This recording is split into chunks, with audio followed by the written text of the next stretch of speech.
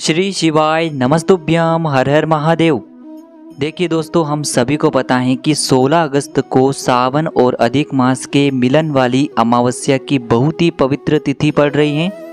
दोस्तों, पूज्य गुरुजी ने कहा है कि कई वर्षों के बाद बने इस पवित्र संयोग में आपको मात्र कनेर के पुष्प से एक ऐसा अचूक उपाय करना है जो आपके जीवन के सारे संकटों को दूर कर देगा और आपको सुख समृद्धि और वैभव की प्राप्ति करवाएगा। दोस्तों, गुरुजी ने कहा है कि सावन और अधिक मास की जो यह विशेष अमावस्या तिथि है आपके सारे दुर्भाग्यों को दूर कर देगी और आपको हर प्रकार की सुख सुविधाओं से संपन्न कर देगी।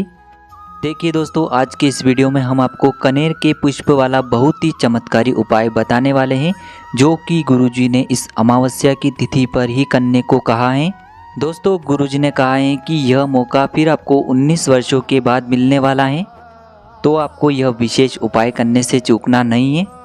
देखिए, कनेर के पुष्प वाला जो यह उपाय है आपके जीवन की जो बंद किस्मत है उसे खोलने वाला है। देखिए दोस्तों, गुरुजी ने अपनी कथा में बताया है कि यह उपाय आपको अमावस्या की अंतिम तिथि पर क्यों करना है कि जब भी कोई मेहमान हमारे घर में आता है तो वह हमें कुछ भी नहीं देता है, लेकिन जब भी वह मेहमान हमारे घर से जाता है तो वह हमें कुछ न कुछ देकर के अवश्य जाता है और इतना अधिक देकर के जाता है जिसकी हमने कभी कल्पना भी नहीं की थी।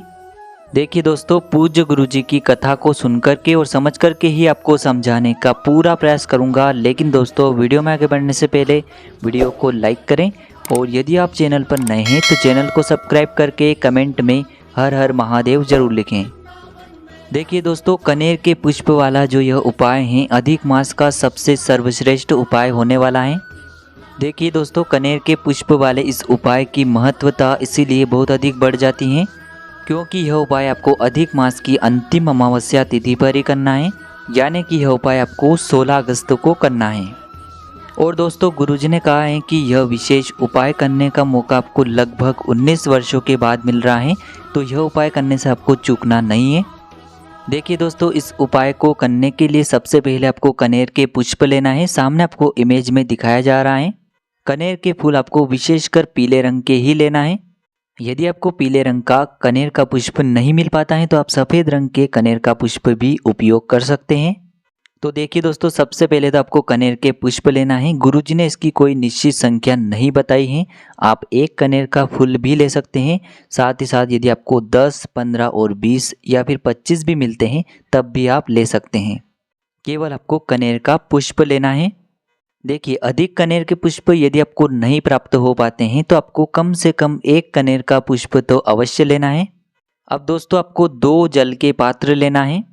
देखिए दोस्तों, दोनों जल के पात्र आप स्टील के भी ले सकते हो, दोनों पात्र आप तांबे के भी ले सकते हो। यदि आपके पास एक स्टील का एक तांबे का है तो आप दोनों पात्र ले सकते हो, यानी कि आपको केवल 2 पात्र लेना है। आप किसी भी धातु के ले सकते हो। तो इन दोनों पात्रों में आपको जल भर लेना है और इन दोनों पात्र और कनेर के पुष्प को लेकर के आपको पहुंच जाना है भगवान शिव के मंदिर में। देखिए दोस्तों, जैसे ही आप मंदिर की चौखट पर पहुंचेंगे तो आपको एक एक लोटा अपने दोनों हाथों में ले लेना है। देखिए दोस्तों, सबसे पहले तो आपको उत्तर दिशा की तरफ अपना मुख रख करके खड़े हो जाना है और आपके हाथ में जो 2 जल के पात्र हैं इन्हें आपको एक साथ भगवान शिव के शिवलिंग पर समर्पित कर देना है। श्री शिवाय नमस्तुभ्यम इस मंत्र का लगातार जाप करते हुए देखिए, जल आपको बिल्कुल धीरे धीरे पतली धार के रूप में भगवान शिव के शिवलिंग पर समर्पित करना है। दोस्तों, जल समर्पित करने के बाद आपके पास जो कनेर के पुष्प हैं, चाहे 1 हैं, 10 हैं, 25 हैं, 50 हैं या फिर 100 हैं, जितने भी हैं, उन पुष्पों से आपको भगवान शिव के शिवलिंग का अच्छे से श्रृंगार करना है। देखिए, गुरुजी ने बताया है कि केवल एक कनेर का पुष्प भी यदि आपको प्राप्त हो जाता है तो आपके भाग्य को बदलने के लिए बहुत ही चमत्कारी सिद्ध होने वाला है। यदि आपके पास अधिक कनेर के पुष्प हैं तो आप शिवलिंग का अच्छे से श्रृंगार कर सकते हैं। जो भी व्यक्ति सावन और अधिक मास की इस अंतिम अमावस्या तिथि पर यह कनेर के पुष्प वाला उपाय कर लेता है तो उसके जीवन की जो भाग्य की लकीरें हैं वह बदल जाती हैं और यह जो अधिक मास है आपको बहुत कुछ दे करके जाने वाला है। अब दोस्तों, हम बात कर लेते हैं गुरुजी द्वारा बताए गए दूसरे विशेष उपाय के बारे में जो कि आपको अधिक मास की इसी अमावस्या तिथि पर करना है। देखिए दोस्तों, इस उपाय को करने के लिए मात्र आपको कुछ बूंदे शुद्ध घी ले लेना है। देखिए दोस्तों, घी यदि आपको गाय का प्राप्त हो जाता है तो यह आपके लिए उपाय के लिए बहुत ही सर्वोत्तम सिद्ध होने वाला है। यदि आपको गाय का घी नहीं मिल पाता है तो आप अन्य किसी भी शुद्ध घी का प्रयोग कर सकते हैं। इसी के साथ आपको एक प्यारी सी बेलपत्र ले लेनी है। बेलपत्र को लेते समय ध्यान रखें कि यह कहीं से भी खट्टी पटी या फिर खंडित नहीं होनी चाहिए। यदि आपको बेलपत्र नहीं प्राप्त हो पाती हैं तो आप शिवलिंग पर चढ़ी हुई बेलपत्र को पुनः शुद्ध जल से धोकर के उपयोग कर सकते हैं। इसी के साथ आपको एक तांबे के पात्र के अंदर अपने घर से शुद्ध जल ले लेना है। अब दोस्तों, यह तीनों सामग्री लेकर के आपको पहुंच जाना है भगवान शिव के मंदिर में। देखिए दोस्तों, इस उपाय को आप सुबह से लेकर के शाम तक किसी भी समय कर सकते हैं।